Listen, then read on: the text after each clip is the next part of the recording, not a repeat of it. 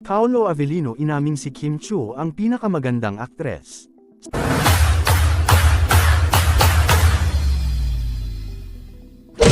Sa pahayag ni Paolo Avellino, ipinahayag niya na si Kim Chiu ang pinakamagandang babae sa buong mundo, na siyang nagbigay ng malaking pasabog sa industriya ng showbiz. Ayon sa aktor, hindi dapat maantig ang mga nananalo sa Miss Universe dahil si Kim ang tunay na bituin ng kagandahan.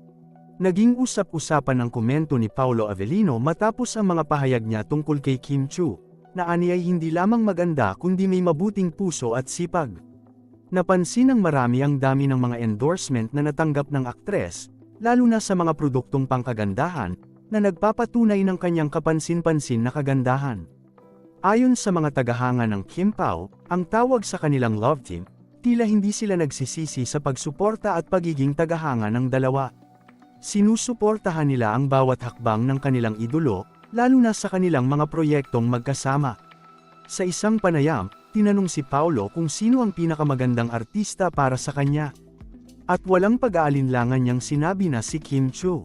Ipinahayag niya ang kanyang paghanga sa ganda at pagkatao ng aktres, na ani ay hindi lang maganda sa panlabas na anyo kundi mayroon din itong magandang puso at talino. Dahil sa pahayag na ito ni Paolo, lalong tumindi ang suporta at pagmamahal ng mga tagahanga kay Kim.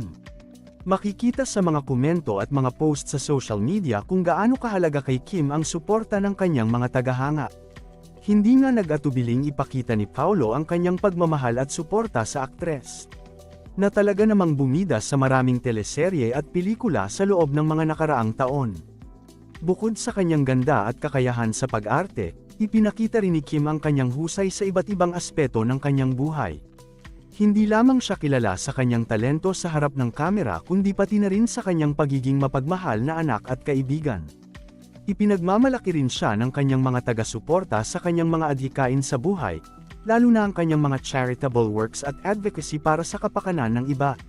Sa kabila ng kanyang tagumpay at sikat sa industriya ng showbiz, nananatiling mapagpakumbaba si Kim at laging handang magbigay ng inspirasyon at pag-asa sa kanyang mga tagahanga.